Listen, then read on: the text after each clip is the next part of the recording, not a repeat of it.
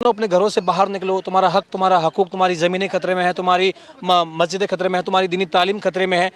जब इस तरीके की बातें आती हैं तो क्योंकि ओवैसी एक गिद्ध है और उसने आप रिसर्च वो कीजिए, उसने कितने हजार करोड़ की प्रॉपर्टी वक्फ की कब्जा की हुई है। 3000 करोड़ की प्रॉपर्टी कब्जा की हुई है। नेचुरली बात, जिसकी 3000 करोड़ की प्रॉपर्टी हो तो इलेक्शन भी नहीं, वहीं वक्फ की प्रॉपर्टियों को बेच बेच के ही लड़ता है। They are saying we are fighting for Muslims.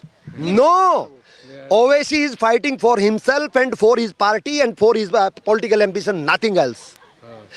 अगर मुस्लिम के लिए करता ना तो ये जो प्रॉपर्टी जो दी गई, ये जो गई है, आज के अंदर पता है आज के अंदर कौन रो रहा होगा?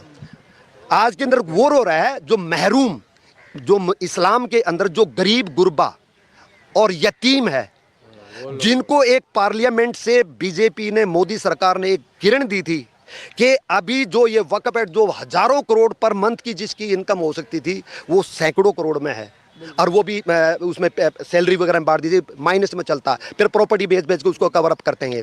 उनको ये वे थी अभी स्कूल बनेंगे, कॉलेज बनेंगे, हॉस्पिटल बनेंगे, हमारे बच्चे बजाय मदरसे के हमारे बच्चे स्कूलों में जाएंगे, टाई लगा के जाएंगे, वहाँ पर बच्चे हमारे साइंस पढ़ेंगे, हमारे बच्चों को भी जो है ना डॉक्टर, इंजीनियर और साइंटिस्ट वो बनने का मौका मिलेगा। हम मौलवी बनना, कोई भी माँ बाप अपने बच्चे को मौलवी बनाना नहीं चाहता। ये मजबूरी, क्यों? खाने को रोटी नहीं है, पहनने को कपड़ा नहीं है, और मदरसों के अंदर वही चीज़ दे देते हैं जिसका ये होता है।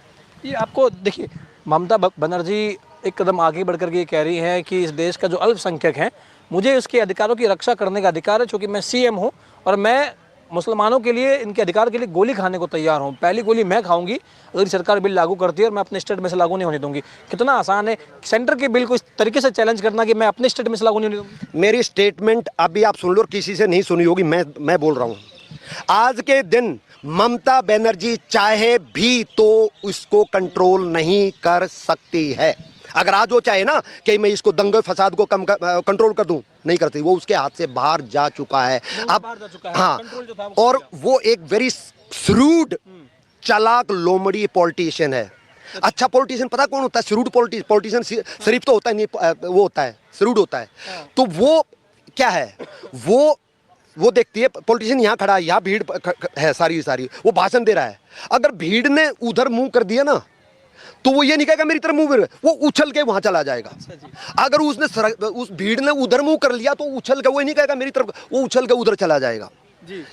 तो उसको ये देख लिया कि वहां पे मुस्लिम बाहुल्य है, ठीक है, और वो ही जो है ना पूरी एन ब्लॉक वोट डालते हैं, तो उनकी अपीजमेंट करती है। लेकिन जिस दिन वो मरेगी ना, I am sure of it, उसकी आत्मा रोएगी कि जो अपनी जिंदगी में जो किया है उसके लिए तड़पेगी, पछताएगी। संजीव खन्ना जी की बेंच जब सुनवाई कर रही थी, लगातार संजीव कुमार जी भी इसमें सुनवाई कर रहे थे, बार बार ही कहा जा रहा है कि जो वक्फ डीड हैं, जो पुरानी मस्जिदें हैं, जो कई शताब्दी पुरानी मस्जिदें हैं, उनकी वक्फ डीड कहाँ से लाई जाएगी, किस प्रकार से गवर्नमेंट ये तय करेगी कि भाई उनकी वक्फ डीड है या नहीं है। एक तो वहाँ भी बड़ी समस्या आ रही है, ऊपर से वक्फ बाय यूजर को खत्म करने की कुछ लोग तो बात कर रहे हैं कि वक्फ बाय यूजर को ही खत्म कर दीजिए। तो अगर यहाँ थोड़ा मामला पेचीदा फंसा हुआ है ना।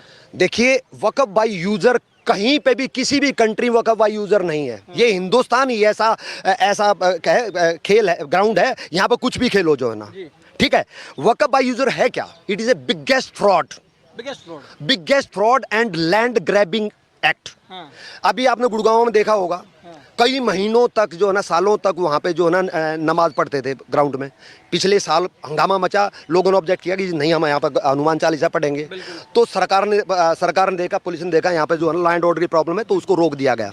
भैया अगर वो ऐसा नहीं होता और वो और 2-3 साल वहाँ पे जो है ना उसका नमाज पढ़ लेते, तो क्या हो जाती? वक्फ बाय यूजर, वो जो प्रॉपर्टी, जो सरकारी प्रॉपर्टी है, जो पार्क थी, वहां पर जो है ना वो यूजर होती। क्या आप ये होना चाहिए? फिर मैं नहीं बोलता, ये कॉमन सेंस बोलती है कि it is a biggest fraud by this sharks.